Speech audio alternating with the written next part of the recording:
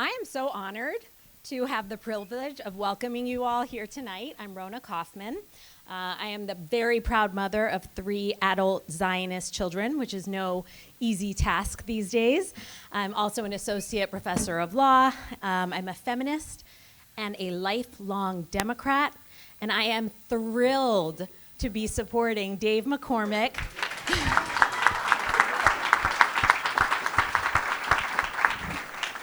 to be the next senator of Pennsylvania. As the granddaughter of Holocaust survivors, the daughter of Israelis, and the very proud mother of a recently released IDF combat soldier, I really feel the volatility of this moment and the significance of this upcoming election. Yesterday, as of course you all know, we marked the 6-year anniversary of October 27, 2018. We mourn the devastating loss of 11 beautiful members of our community: Joyce, Richard, Rose, Jerry, Cecil, David, Bernice, Sylvan, Dan, Melvin, and Irving. Meanwhile, 6,000 miles away, while we mourn the Jews who were viciously attacked and murdered in our community, our brothers and sisters in Israel marked the 25th day of Tishrei, a newly recognized national day of mourning to remember the 1,200 Israelis murdered on October 7th and the 251 hostages taken. 6 years ago, on October 27th, 2018, we lived in a different world. We were rightfully shocked that such a horrific attack took place in one of our synagogues and that an anti-Semite had come and murdered our friends. Many in our community did not believe such an attack could ever take place in the United States of America. We had solace, though, in the fact that our community, our neighbors, our politicians, our countrymen across the country unanimously said no to hate and no to anti-Semitism. A lot has changed in the last 6 years. Today, we are no longer surprised when anti-Semites attack Jews. Over the last 6 years, we have witnessed anti-Semitic murders in California, New Jersey, and New York. Since October 7th, we have watched anti-Semitic protests and unlawful attacks taking place across America as well as Europe. At the University of Pittsburgh, 3 Jewish students were attacked just in the last month. Our own community has been repeatedly vandalized by anti-Semitic and pro-Palestinian graffiti. The ground under us is shifting. What was before unimaginable and universally condemned is now becoming commonplace and morally ambiguous. No longer are we able to rely on our neighbors, our politicians, our allies, and our countrymen to universally denounce violence against Jews as unacceptable. Today, too many, including some of our own elected representatives, are comfortable with attacks against Zionists, even using their platforms to spread blood libels that will absolutely incite violence against us. Sadly, the Democrats are failing us. They have failed to get the Anti-Semitism Awareness Act passed despite enough Republican support to move it forward. They are unwilling to denounce those in the party who openly support calls to globalize the Intifada and who seek to demonize the single Jewish state. The White House has refused to meet with Jewish students to discuss anti-Semitism on campus. They have failed to hold hearings on anti-Semitism specifically in Congress. And the Biden-Harris administration has consistently put unreasonable pressure on Israel, including the threat to withhold weapons, while putting what seems like virtually no pressure on Hamas or Qatar, and while also failing miserably to bring the 6 American Israeli hostages home. Never before in my lifetime has Jewish security at home and abroad felt so fragile, and now we are heading into an election where we must choose between 2 imperfect presidential candidates. Whoever America chooses, whoever we choose on November 5th, on November 6th, we must begin the work of healing this polarized nation and ending the politicization of Jewish security. I'm going to say that again. We need to get to work to end the polarization and to also end the politicization of Jewish security. Many of us will face difficult choices on November 5th, but we will also face at least 2 very easy choices. Where possible, we must elect reasonable, moderate patriots who understand the threat Islamism poses to Israel and Western civilization. We need to elect those who will not politicize our security and who will protect American values and democracy. On November 5th, we need to fire Summer Lee and elect James Hayes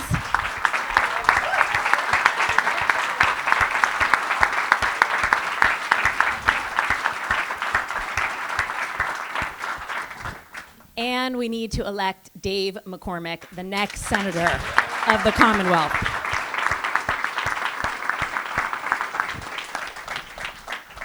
Dave understands the threats to national security that we face. Dave served in the 82nd Airborne Division as a paratrooper. He was deployed to the Middle East during the First Gulf War and received the Bronze Star for his service in Iraq before retiring as a captain. Dave earned his PhD in International Relations from Princeton University. He served as Undersecretary of Treasury and as Deputy National Security Advisor. For 4 years, Dave spearheaded the fight to protect American technology from Chinese theft and advised the president on key national security issues and helped navigate the global response to the 2008 financial crisis. Dave worked with Bridgewater Associates, one of the largest, most successful investment firms in the world, which manages pension plans of groups including teachers, firefighters, and law enforcement. He served as CEO until he resigned to run for Senate in Pennsylvania in 2022. Dave and his wife, who I'm a big fan of, Dina Powell McCormick, a former national security advisor for strategy to President Donald Trump, are proud to support organizations that work with veterans and their families. Very importantly, they visited Israel after October 7th to bear witness to what happened there. And Dave has shown up for our Bring Them Home vigils here in Pittsburgh and has been just an unwavering source of support for our community. In a moment, you will have the opportunity to hear more from Dave in his conversation with Dan Senor, another sane, credible, moderate voice that we need to do our best to amplify, especially after November 6th, when we begin the hard work of healing this nation and securing our Jewish future in this great democracy. Dan Senor is co-author of 2 New York Times best-selling books, The Genius of Israel and Startup Nation. He was an advisor to both former Speaker Paul Ryan's campaign for vice president and to Senator Mitt Romney's campaign for president. Dan is a former Defense Department official. He was based in Iraq and at U.S. Central Command in Qatar in 2003 and 2004 as chief spokesperson for the U.S.-led coalition. He has been published by various news outlets, and he is the very well-known host of the podcast Call Me Back. Dan lives in New York.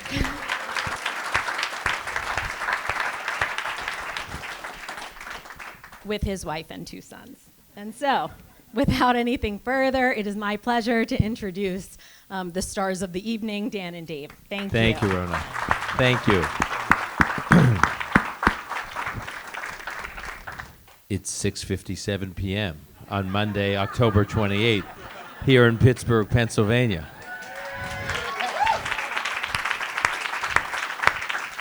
It's 1 a.m. in Israel. On Tuesday, October 29th, as Israelis transition to a new day. You guys, this is how I tell if the audience has really been listening to the podcast. When I do the timestamp, I get the reaction they just got. It is fantastic to be here, not only with listeners of the Call Me Back podcast, sounds like very loyal listeners, but also fans and friends of Dave McCormick. So thank you all for being here. I consider myself one of those fans and friends. Dave and I and Dina have been friends for almost 30 years, dare I say. And I've spent a lot of time with Dave, not only as family and friends, but also talking on and off about some of the issues we're going to talk about tonight. So I'm just going to get right into it. I'm going to talk for a few minutes. Dave's going to talk for a few minutes. I'm going to ask Dave a couple of questions because always the podcast host, I do have to ask a couple of questions, and then we'll throw it open to you all for questions. I will just start by providing a very quick snapshot of where I think we are right now in the post-October 7th world for Israel and the United States. I generally think that I think of the last year in sort of three phases, and they're not like seamless, like beginning and the end, but generally speaking, I think about three phases over the past year. The first phase was the attack of October 7th, which I don't need to tell this audience was shattering. It was shattering for Israel, for Israeli society. It was shattering for the diaspora all over the world, including here, for the Jewish community in the Pittsburgh area, especially after what this community had experienced 6 years ago or 5 years before October 7th. And again, just to put it into proportion, again, don't need to tell this audience, but I always try to repeat it. It is, when I try to explain to American audiences the reach of October 7th, it would be the equivalent of 33 9/11s. 33 9/11s proportionate to the U.S. population. The commander of Central Command, U.S. Central Command, who I was just with a few weeks ago, right before the operation against Nasrallah, it was a meeting in New York, and he made the point it would be the equivalent of going to like a New York Knicks game at Madison Square Garden 2 nights in a row, and having it completely sold out 2 nights in a row, and everyone in the stadium, in the arena, 2 nights in a row being slaughtered. That is the proportional equivalent of what it meant for the Israeli population. And then on top of that, not only do you have all these people being slaughtered, but it would be the proportional equivalent after those 33 9/11s that 5,000 Americans, again, you look at the 250 hostages that were taken hostage as a percentage of the Israeli population, you extrapolate it out to the U.S. population, it would be like 5,000 Americans then taken hostage. And they're not taken hostage, 8,000 miles away, where the United States has fought its wars since 9/11, but was taken just like a few miles away. And you knew those 5,000 hostages were just a few thousand miles away and were in dungeons, were underground tunnels that made the war fighting so much more difficult. There's no military in modern times anywhere in the world that has had to fight the kind of defensive war that the IDF has fought in Gaza, with the enemy having constructed over about a decade and a half 350 to 400 miles of tunnels from which it can hide, where it can hide its hostages, hide its armaments, and that the enemy, the Israel, has to penetrate those tunnels in order to wage its war. So there's no comparison to this. So it was shattering for Israeli society, and it was an incredibly challenging war. The first phase was the attack against Israel, and then Israel's response. And I actually thought, despite the predictions, some from the U.S. administration here, that it would be impossible for Israel to do what it needed to do in Gaza, that Israel would suffer 10 times the casualties that it ultimately suffered in Gaza, that despite all of that, Israel learned a lot in those first few months and was quite effective in breaking down most of the battalions of Hamas. Keep in mind, Hamas is not, we talk about Hamas as a terrorist organization, which it is, but it was organized as a light infantry army of a sovereign state. 24 battalions, each battalion assigned to a geography of Gaza, had a command and control, chain of command. It was very well organized. And Israel systematically was breaking it down. It was hard fighting. The IDF learned a lot along the way. And I would say, again, those first few months were pretty successful. In fact, so successful that they put so much pressure on Hamas that Hamas was ready to do a deal to get a ceasefire in those early months that ultimately resulted in over 100 hostages returning because they just wanted to relieve the pressure. Then there was the second phase, which I think was the most difficult phase, which was like January, February, March, when there were two developments. One major development was the U.S. government putting enormous pressure on Israel and telling Israel it couldn't go into Rafah, which was ludicrous because, as we certainly now know, but the Israelis knew at the time, there was no way this war ended without Israel going into Rafah. This is where the Hamas leadership was, including Senor, and this is where a lot of the hostages were. There was no way. I mean, as Benny Gantz said when he was visiting the president and the vice president back in March, he said asking Israel to stop this war before it goes into Rafah is like asking a fire department that's come to a house to put out a house that's on fire to leave after only putting out 80% of that fire and hoping that it won't have to return again. Of course, if you leave 20% of the fire burning, the fire department's going to have to return. If we end this war without going into Rafah, we will have to be back in Gaza. And yet Israel got enormous pressure quite publicly, and I think that created a fissure, the perception of a real fissure between the U.S. and Israel, and many bad actors capitalized on that division. They capitalized on that daylight between the U.S. and Israel. It was about the same time that you began to see the protests on U.S. campuses really heat up, which obviously culminated in the spring with the encampments. But there were all these crazy protests tearing apart college campuses. There were protests in front of hospitals and bridges. I would see this in New York, people shutting down bridges and shutting down airports, and it was just total chaos. At the same time, the international community started to really ramp up pressure on the Israeli government, with really bad resolutions being passed in the UN, one particularly bad resolution at the UN Security Council that the U.S. did not veto, which was a big setback. And so we now know from a bunch of public reporting, and the intelligence community was saying this at the time, that Senor was sitting there watching all of this because he was an astute consumer of news and said, why should I do a real ceasefire deal? Why should I cut a hostage deal? All the pressure is mounting on Israel. The pressure isn't mounting on Hamas, so I should just sit back and let the pressure continue to mount on Israel. That was the time that Israel was was in a muddle. I actually think it would have been better for everyone, including the U.S., had Israel gone into Rafah then, but Israel lost some critical time, 2-3 months at that time, and was under a lot of pressure. And then the third phase was what we've seen over the last 2 to 3 months, basically from the middle of the summer through these last couple of weeks, including this past weekend, which was Israel on the march. And I don't need to tell all of you, it means, yes, you can applaud. It was Israel on offense, Israel systematically taking out the leadership of Hezbollah, including the amazing pager attack, Israel taking out Hassan Nasrallah, Israel systematically degrading a lot of the rocket and missile capabilities, arsenal of Hezbollah, Israel earlier in the summer taking out Ismail Haniyeh, one of the heads of Hamas, in Tehran, doing it right in the heart of Tehran.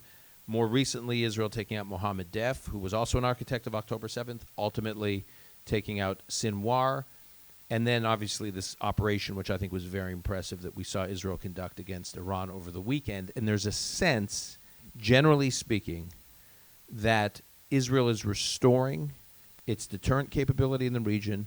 Israel is sending a message that it is not a paper tiger. The big fear for me of October 7th was that Israel was going to be perceived to be a paper tiger, that if you look at all the normalization efforts in the region, all these Arab countries that wanted to integrate and normalize with Israel, they weren't doing it out of charity for Israel. They weren't doing it because they suddenly became Zionists. They were doing it because, and they didn't do it because they thought Israel was weak and needed a friend. They were doing it because they saw Israel as a source of strength. That they saw Israel as a technology superpower in the world. They saw it as an economic superpower in the region, and they saw it as a technology and military juggernaut. And that was punctured on October 7th. And a lot of the actors in the region took a step back and said, wait a minute, do we really want to partner? Maybe this country was not what we thought it was. And I think what you've seen over the last few weeks is Israel saying, yes, this country is what you thought it was. We had a bad day on October 7th, a really bad day, and it's going to take us a long time to recover. But we are not the paper tiger. And in fact, as I recorded a podcast today from Dave's home, and one of my guests, which we'll post tonight at midnight, as he pointed out, what we've seen over the last few weeks that's been revealed is the Ayatollah has no clothes. And so that is that it is revealing its enemies as being the paper tiger. And that is extremely important. But in order to leverage that, in order to capitalize on Israel restoring its security and restoring its deterrence, it's not only on Israel. It's also on the United States and its relationship with the U.S. government and who is populating those offices in our elected positions and appointed positions in the U.S. government. I just can't be more emphatic about this point. Some of you, I recently had Scott Galloway on my podcast. I don't know if folks heard that. Yeah, okay, yes. He's a terrific guy, and he's one of the, I call him, and he admits to being it, an October 8th Jew. And I say that, I use that term. My wife is like, don't use that. That sounds patronizing. And he's like, no, I'm proudly an October 8th Jew. I wasn't, he didn't think of himself as a Jew before October 8th. But he said this whole idea that, what kind of concessions Israel has to make and what kind of favors does Israel have to ask of the U.S. He says the U.S. should be thanking Israel for doing the dirty work of fighting America's enemies. Keep in mind, as Scott pointed out, in the last 6 weeks, Israel has killed more people on the U.S. most wanted list than the U.S. has done in the last 20 years. So we should be to believe in Israel's values and Israel's mission is to believe in America's values and America's mission. And it would be a refreshing change if there were more American officials that were willing to articulate the relationship in that way. And that is one theme with which I think of Dave and what I think Dave can do in the U.S. Senate for all the reasons you heard Ronan talk about in terms of his experience in the military, his experience in government, the hours upon hours upon hours that he and I have talked about Israel over the years. And, you know, I remember brainstorming with him on my second book on Israel, on the Genius of Israel. I remember being on a long hike with him, and we were talking all about it. He's immersed in these issues. When October 7th happened, he and Dina reached out soon after and said, we want to go to Israel. We want to be there. We want to bear witness. When I spend time with hostage families, when I say, what can we do? What can we do? They often say, don't stop coming here. And don't stop telling people to come here, because what we live in fear of most is that the world is going to pass us by. 1 year is a long time, and people can lose interest in the plight of hostages. And what Dave and Dina did in those weeks after October 7th was to be there. And I was involved with setting up a lot of their meetings and a lot of people they met with. They had dinner in my sister's home, who lives in Jerusalem, and Haviv Retigur was at the dinner. Many of you know Haviv. Yes, Haviv. And a woman who's in an IDF reserve unit who I had on my podcast, who worked was one of the first people to identify how rape was used as a weapon of war on October 7th. And she joined that dinner, and just the impact it had on them, I would hear from Dave and Dina for weeks, for months after, was extraordinary. And then secondly, I would say, before I turn it over to Dave, is another person I had on the podcast, Douglas Murray, who I'm sure, yes, this crowd, it's like the fan favorites, you know. So Douglas Murray has this fantastic line that I quote all the time, and Dave has heard me quote it. Douglas says, there are moments in history where it's nighttime and a flare goes off in the night. And when that flare goes off in the night, it illuminates the sky just for a flash, just for a very fleeting moment. But in that moment, with that illumination, you can kind of look around and quickly see who's standing with you and who's not. And many of the people that I've heard from, either through the audience of my podcast or guests on my podcast, people far to the left of me politically who've come onto my podcast and said, I felt very alone after October 7th. People who I thought were my allies, thought were my friends, thought I had my back, whose back I have had. I realized we're not only willing to stab me in the back, they were willing to stab me in the front when it mattered most, when I felt, as a Jew, most isolated and under siege. And I'll just say that when that flare went up and I looked around, metaphorically speaking, and saw who was standing with me and who wasn't, Dave McCormick was one of those people who was standing with us. And I'm like schlepping around Pennsylvania with them because I want people to understand that. All right. I will say it'll be, I'm a Jets fan, so it'll be some quiet, joy to watch the Giants suffer what you people did to my Jets a little over a week ago. But I digress. It's a no-brainer for me to be here. I think it's a no-brainer for you guys to be here. And I want to thank you all, and I want to thank Dave. And over to you. Thank you. All right, well, thank you, Rona, for kicking this off. Thank you. Lou and Amy Weiss here are dear friends and have been just so welcoming of Dina and me to the neighborhood. Thank you. And this guy, it's sort of remarkable. I've known him a long time, and he's become the Mick Jagger of Jewish podcast. It's really true. He's famous. Narrow demographic. You know, the famous. Mick Jagger And of to me, Jewish and podcasts. this must be what it's like for you guys with Barry. I mean, to me, he's No, just- that's Taylor Swift. No, I- he's just, Mick Jagger that's the Taylor he's- Swift of Jewish He's podcasts. just this guy. This is the Dan Senor I know. He's famous to you. This is the guy that we go fishing with his kids, and he won't take the damn fish off the hook. I'm taking the fish off the hook. That's the Dan Senor I know. Yeah, Now he's famous. yeah.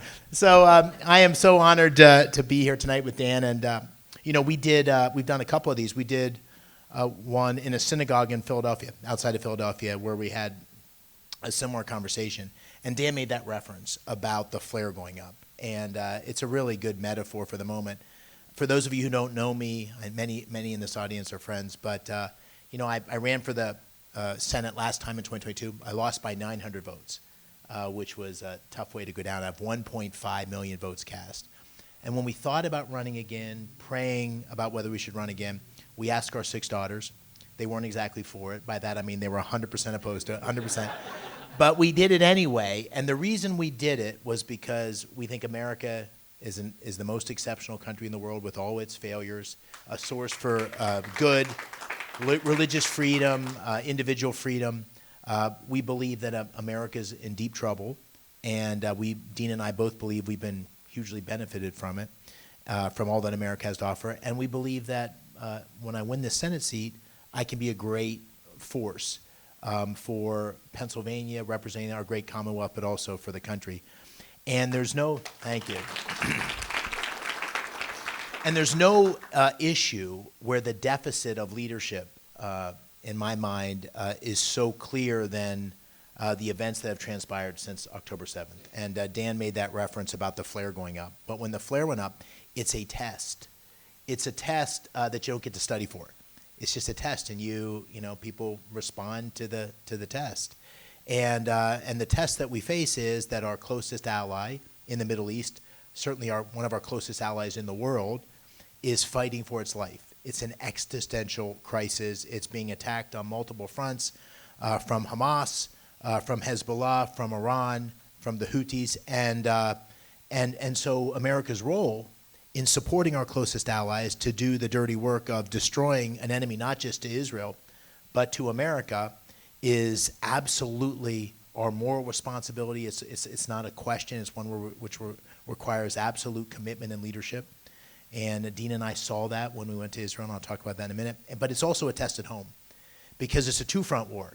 And I'm not Jewish, but I certainly knew anti-Semitism lurked beneath the surface, but I was shocked by what happened after October 7th, just deeply saddened and shocked. I went to Penn on multiple occasions. I saw the horrible things that were happening there, and the hate that was spewed, not just at Jewish students, but at all students, not just the verbal intimidation, but the physical intimidation. Ruben is here. Ruben is a good friend and a volunteer on my campaign, was physically assaulted on Pitt's campus when he would walk by with a McCormick shirt on, carrying an Israeli flag and an American flag.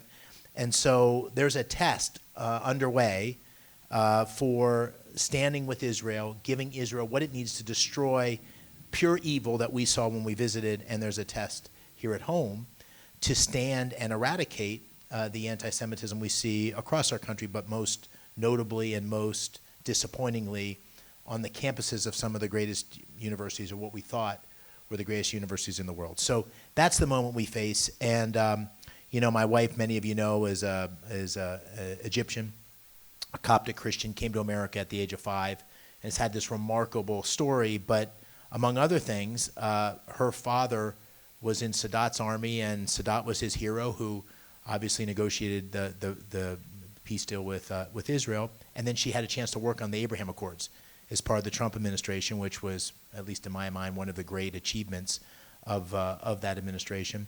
And we're both deeply committed to what's going on in Israel, and showing solidarity with our friends, and showing solidarity with the people of Israel. And when we went to Israel in January, we were deeply touched. What we saw firsthand, we met with hostage families. We went to Kfar Aza.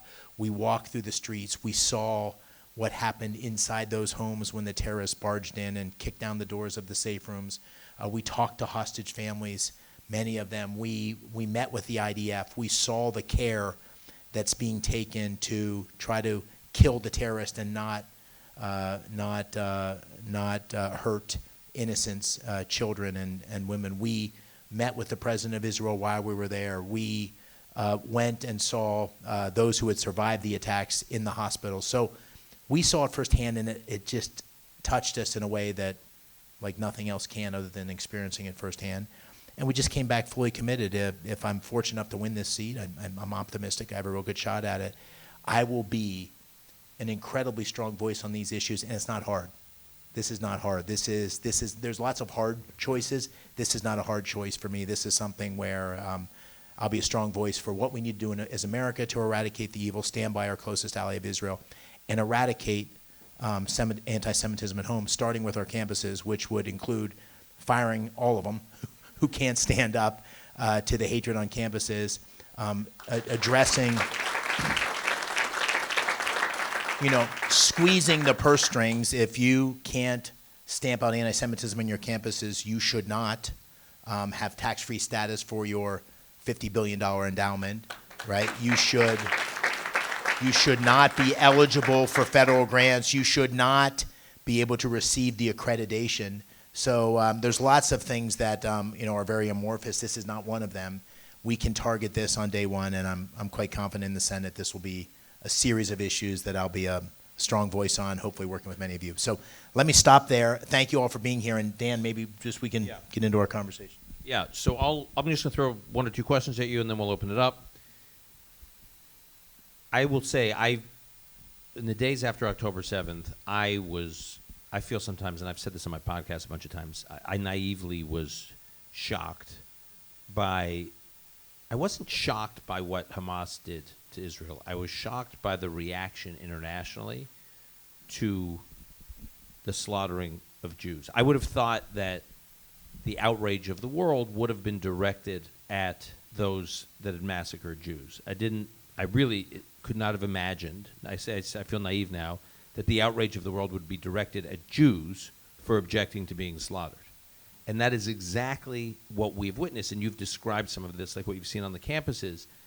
I guess what has been your reaction to it? I mean, have you been just processing all of this as it was unfolding and saying, is there something bigger? Because there's the wave of anti-Semitism, yes, but it also feels to me like representative of a bigger crack up in society. Well, I'd say two things. One, I think, I'm not just saying this because you're here, but I think Barry has captured this well in a lot of the work she's done, where the anti-Semitism is part of a broader liberal Marxist ideology that's redefined the world in terms of the oppressed and the oppressors. And so the fact that you could actually have those college presidents testifying before Elise Stefanik in that committee and not be able and twist themselves into pretzels to not be able to call out the most simple, obvious thing, the difference between right and wrong, the difference between good and evil, shows you the intellectual gymnastics that the left has done to try to justify the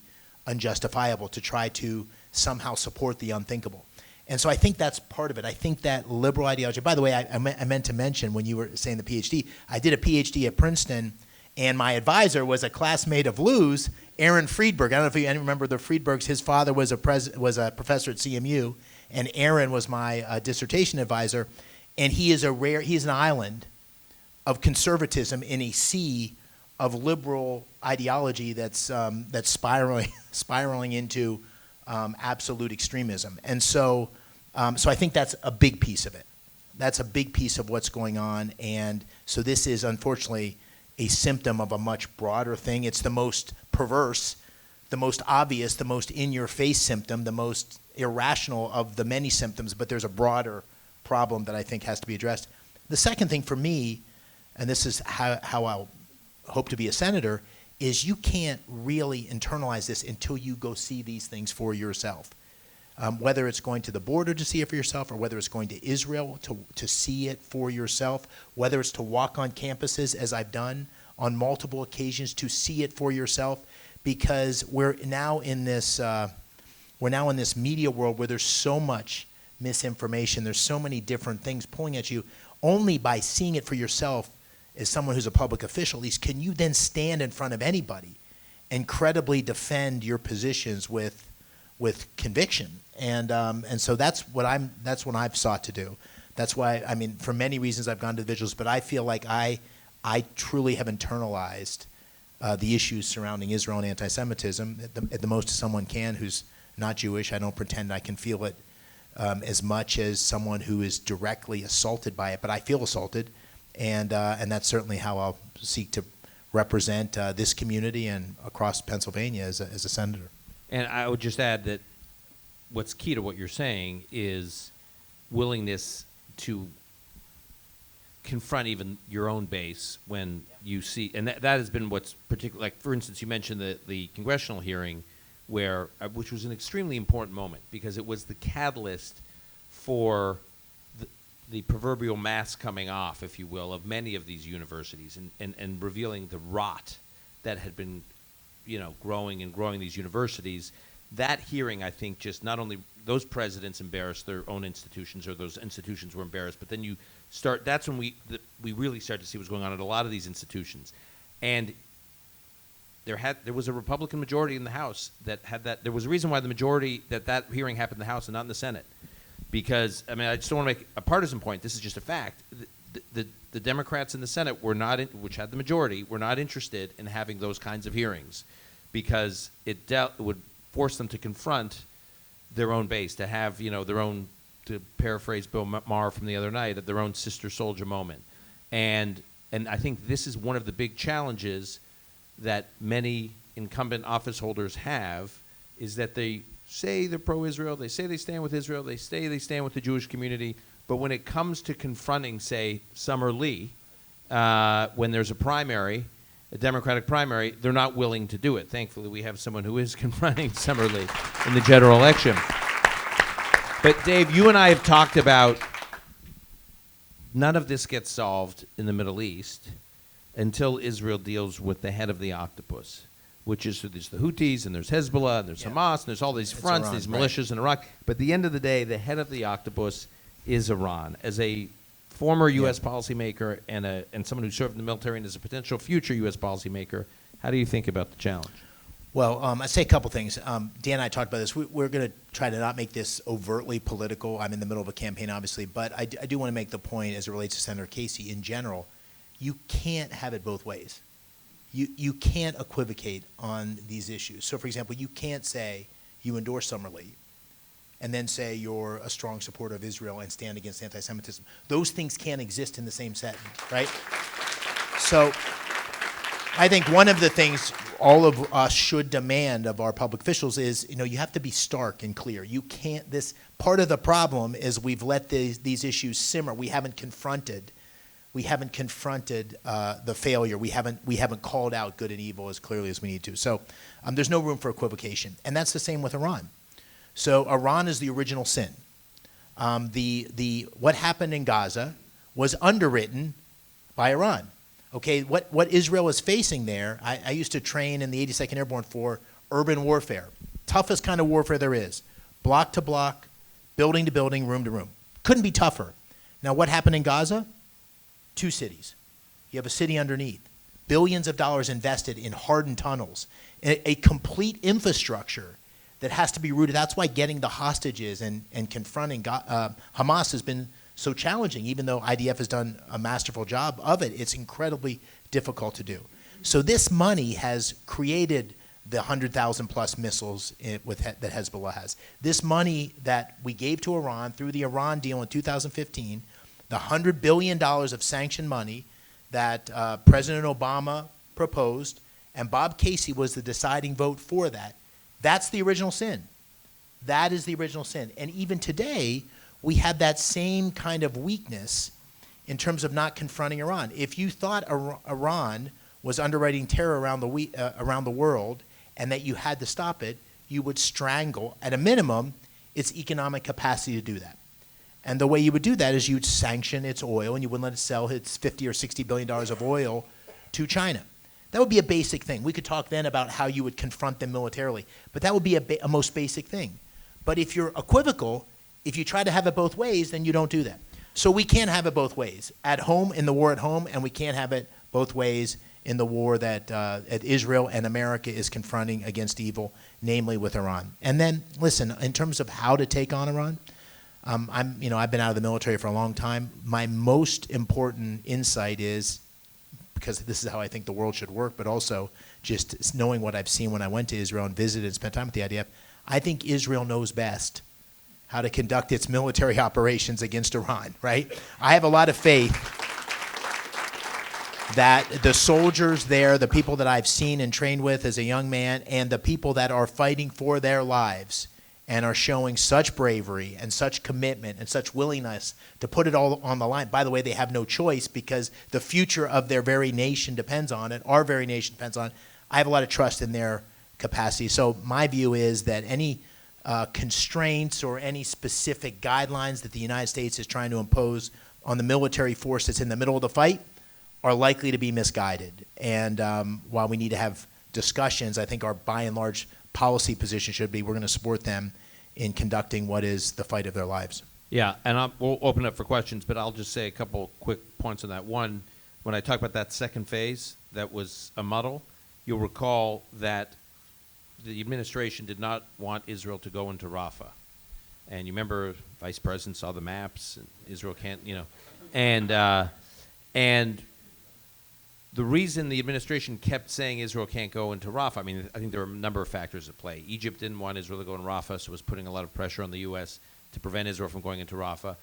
But there was 1 million plus civilians there, Palestinian civilians. And the administration was saying, how are you going to deal with these civilians? And Israel said, we'll move the civilians, and then we'll go into Rafah. And they said, you can't move the civilians. And Israel said, yes, we can. They said, no, you can't.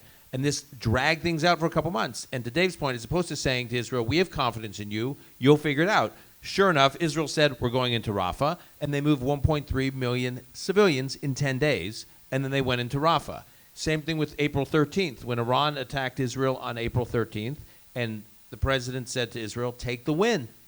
You don't need to respond. Our multilateral, multinational defense worked just fine. Not a single one of those 300 projectiles got through. You don't need to respond. And Israel said, there's no way on earth we cannot respond. Could you imagine the message that would send to Iran, that it can actually, for the first time, conduct a full-on Iranian territory to Israeli territory military operation against Israel, and there be no response?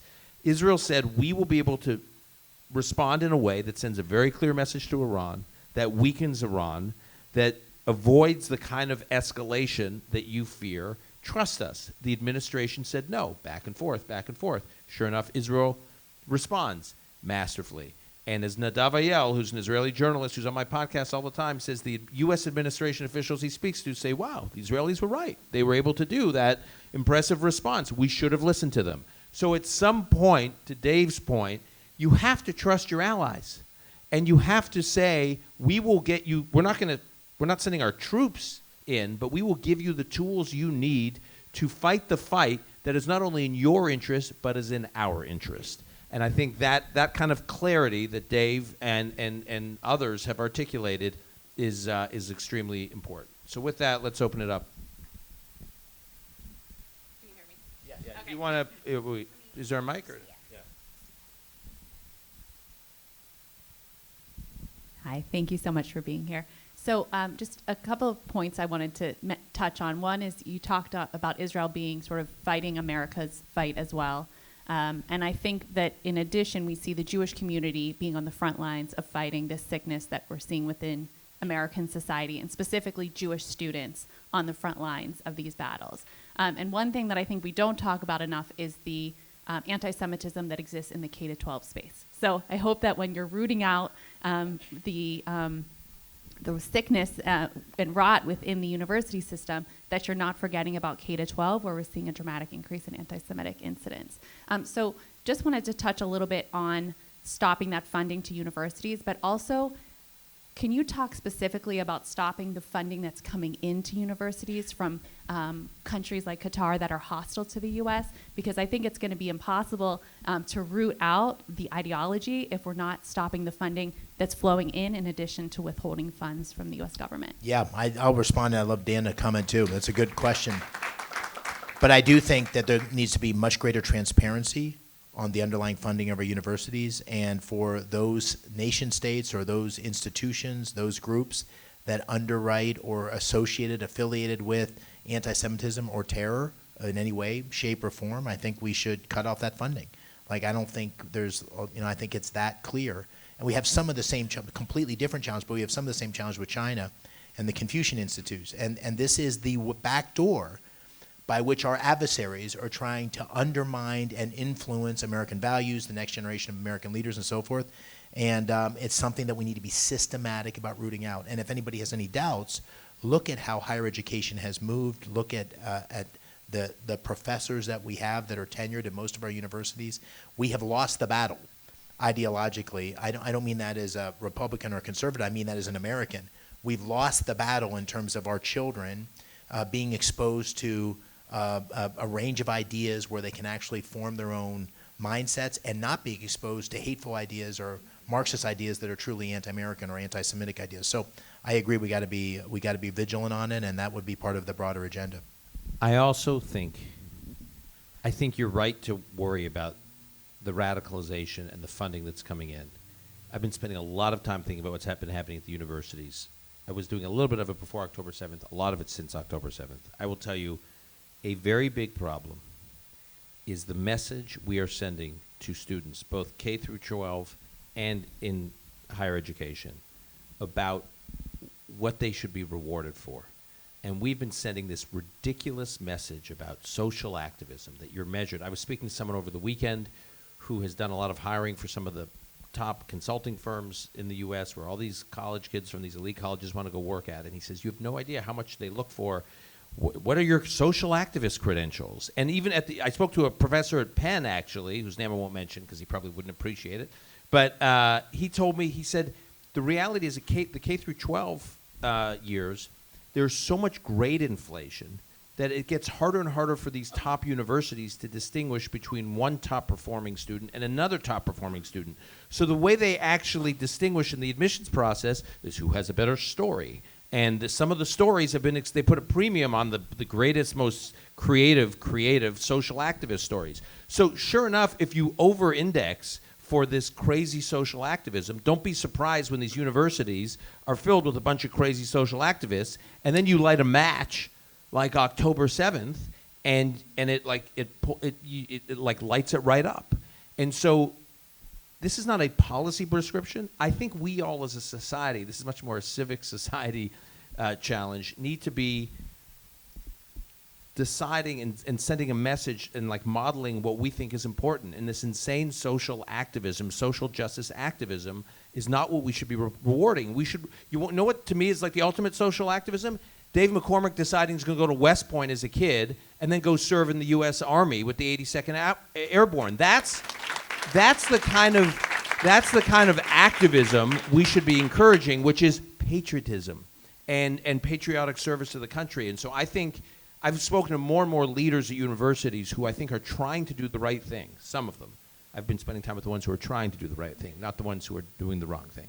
And the ones who are doing the right things make this point over and over. We, the universities, have made a mistake in what the message we have sent in terms of how these kids are incentivized in terms of what success looks like. And success is not building an encampment with Hezbollah flags on the campus of our university. That is not successful activism. And we need to kind of reorient what we value and put a premium on as a society.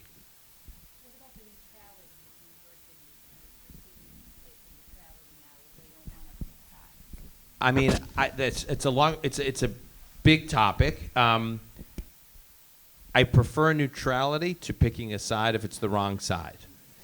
I would prefer them pick the right side. But there are some universities who are picking neutrality, letting different students and student groups speak out, but not let them interfere with the learning environment or intimidate or harass students, which is progress. To me, like I said, I'd much prefer an environment where the university stands clearly on one side of the issue. Short of that, though, the neutrality, as long as it's really enforced, that they're not going to let certain student groups bully other students and interfere with campus life and the student environment, that's preferable to what we've seen.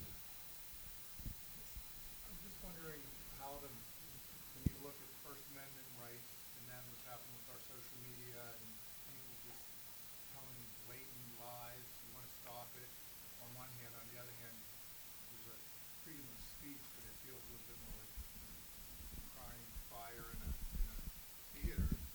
Well, now that I've seen these ads against me, my commitment to the First Amendment is softening a bit. I'm kidding. I'm kidding. It's a really tough issue with social media in particular. I mean, I'd love to get Dan's view on this, but you see across platforms, there's a series of policies to take off hate, anti-Semitism, and very difficult and very mixed track record of succeeding. So I think there needs to be a basic level of avoidance and getting rid of any hate speech that could actually contribute to or lead to a violence. This is one of the areas where I'm going to say the government should tip the scales in terms of protecting, and some of these social media groups can really promote hatred and violence. But you're going to have to do that with a lot of care. I think that we should step back and look at social media. The people that are in the social media world would differ with this, but relook at the responsibility of the social media companies, like media companies, to be potentially eligible for lawsuits and so forth if they're promoting hatred or lies on their platforms. But it's very tenuous, because then you begin to get into a world where you're constraining free speech. Very tentative balance. I think the government probably needs to lean a little bit more into reducing hate on social media and enforcing standards. If you look at all the platforms, they're still failing a good bit. The only thing I would add is, what is incredibly frustrating, which we see on social media, not just in social media, even in legacy media, is the ridiculous, disproportionate, outsized coverage of Israel and what Israel is doing in a defensive war. I always use that term, defensive war. Israel is fighting a defensive war. People are shocked when I say that. I'm like, you do get that Israelis were minding their own business on October 6th. And the war it is fighting now, it was like when the Biden administration said, we will hold back only offensive weapons. We're going to let Israel have defensive capabilities. The whole war they're fighting is defensive. It's not like they're responding to a massacre, and they want to prevent future massacres. That is a textbook definition of a defensive war. Now, it is, as I've said many times, I say it on my podcast all the time, this war is the most covered war in history by the media. Really, I've never seen anything like it. By social media, by legacy media, it is the most covered. The only war that comes close in terms of its outsized press coverage was the Vietnam War. And you go back and look at the protests against the Vietnam War, you look at these students, the campuses, people compare what's happened on campuses now to campuses then. I had my issues when I go look back and study the protests against the Vietnam War, but at least those kids protesting, most of them, had skin in the game. They actually may not have supported the war. It was their country that was fighting the war. 56,000 Americans were killed in the war, and these students could get drafted for the war. These students protesting today and circulating all this garbage on social media have no stake in what's happening in Israel's defensive war against Hamas. None. They're not going to have to fight for it. The U.S. taxpayer is paying virtually none as a percentage of our country's GDP. Could you imagine, by the way, the Vietnam War with social media? Think about that. So just think about the scrutiny that Israel's being put under. And yet, I'm often asked, how can Israel tell its story better? Can Israel we were just talking about this today. We were meeting with some friends of Dave, and they made the point. Israel needs to respond quicker when these things happen, explain it, because these mischaracterizations, these canards fly around social media and indict Israel before Israel even has a second to explain what it did. All that is true.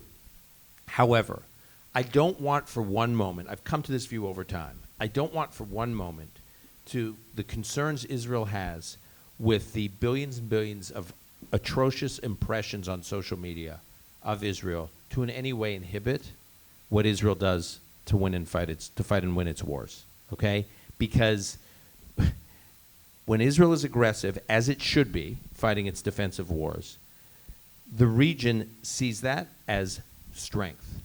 And it sees it as Israel, as I said earlier, restoring deterrence. And I think we have to be very careful about Israel over-explaining for what it does, because I think in the region, they're not looking for explanations or over-explanations. In fact, they see that as a sign of weakness.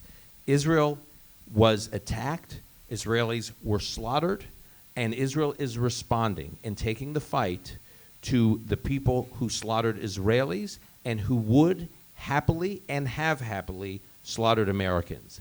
Let them do it. Okay. Got time for one more question in the back there.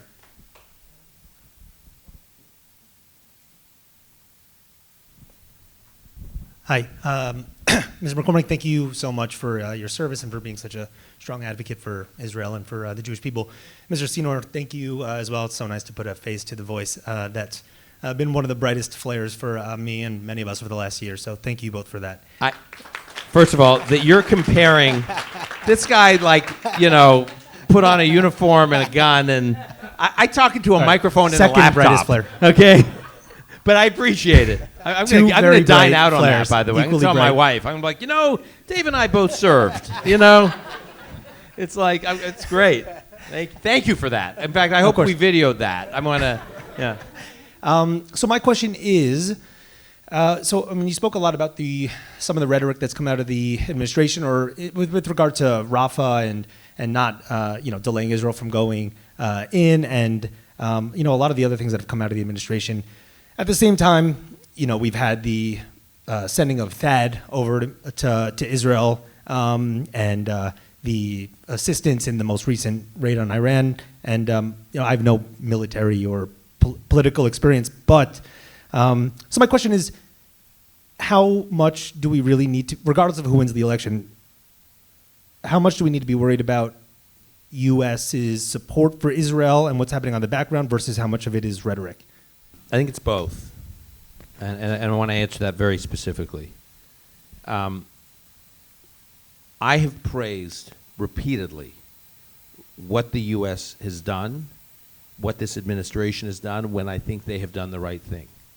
I believe in the weeks after October 7th, they deployed very important military assets to the region that were extremely helpful. And the president traveled to Israel, sat in the war cabinet, made it clear which side was America was on. I don't take anything away from him or them. And I will say this. I believe the president's a Zionist. I do. I disagree with a lot of his policy choices. I've been very publicly critical of a lot of his policy choices, but I don't think he wakes up with hostility towards Israel. What I just described is necessary for Israel to defend itself, having America having its back in that way, but not sufficient. It's not sufficient, because at the same time, when there are policy disagreements, unfortunately, this administration has aired too many of them publicly. And airing it publicly while you're deploying the THAAD, for instance, which the THAAD is fantastically deployed, but airing those disagreements publicly sends a message to Israel's enemies. And the message is, there's division, there's daylight. Maybe the U.S. won't be so responsive to Israel's needs. And, even after, in recent weeks, these negotiations that all but played out in public between the U.S. and Israel in terms of what Israel could hit, what Israel couldn't hit, I think this operation this past weekend was very effective. But we shouldn't have had weeks of the U.S. finger wagging at Israel about what it can and can't do. We now know from, as I said, the intelligence community knew this before, but we now know this from public reports that Hamas's leadership believed that Israel was alienated by the U.S. or from the U.S., and it motivated Hamas to do what it was doing, and to keep going and to not negotiate in good faith. So I just think both things can be true. You can provide important assets and provide important support, and publicly convey disagreements between an ally in a very harmful way that is very undermining of that ally, and we've seen that happen. That's the first thing. The second thing, when I hear young people stormed the streets. And by the way, we saw some of this before October 7th. It didn't just start with October 7th. We saw it in May of 21 when that 11-day flare-up between Hamas and Israel. There was some of this. So October 7th, it reached a whole other level, but we started to see flare-ups of like the attacks on Jews who publicly display their Judaism. And when some of these politicians, particularly on the hard progressive left, start throwing around terms like apartheid state and genocide, and I lash out at that kind of rhetoric, and people say, oh, you're overreacting, they're just words, no, I'm sorry, they're not just words, because young, impressionable people, when they hear that Israel is a genocidal apartheid state from elected officials, and those elected officials are not being stood up to by the leaders of their own party, they think it's like legitimizes that language. So that when they see a fellow U.S. citizen publicly celebrating or identifying with Israel, they think, wow, they're like defending an apartheid genocidal state. I got to take action. I mean, so I live in New York City. My children ride public transportation all the time, 15 and 16 years old. And I don't know if you all saw this video. I talk about it a lot. We all have horrible images from this past year that we see in our own country that break, like, are really just so upsetting. The one that always gets me is this video that was flying around from a New York City subway where these masked Hamasniks get on the subway, and a packed subway, and they declare on the subway, if you're a Zionist, raise your hand. I mean, this is particularly chilling for me. I'm the son of a Holocaust survivor, and it really has, like, that kind of mob. Everyone has to declare, Jew or not Jew. Zionists, raise your hand. And then they said the doors were still open to the subway car, and they said, this is your last chance to get out. This is your last chance to get out. And my wife and I have had conversations with our kids, like, what would you have done if you were on that? What's so chilling about it, by the way, and again, not only is my mother a Holocaust survivor, but she was saved in part by a righteous Gentile. So I think about those, because you had to choose to be a righteous Gentile during the Shoah. That was an assertive decision. And the easiest thing to do is to just mind your own business. Not to join the mob, but just to mind your own business and keep your head down. And I watched that scene in that subway car, and I see a lot of people just minding their own business and keeping their heads down and awkwardly, uncomfortably looking away. And we've talked to our kids, like, what would you do in that situation? And to think that this is happening in our country, how these young people's minds are like being so distorted. And when words matter, and when language is being thrown around from our most senior officials in the Congress about genocide and apartheid, I don't want to blame them directly for the violence and the anti-Semitism, but they have some responsibility when they don't stand up to it. And so I think it matters. I think that's a perfect note to end on. Let's give Dan Senor a great hand.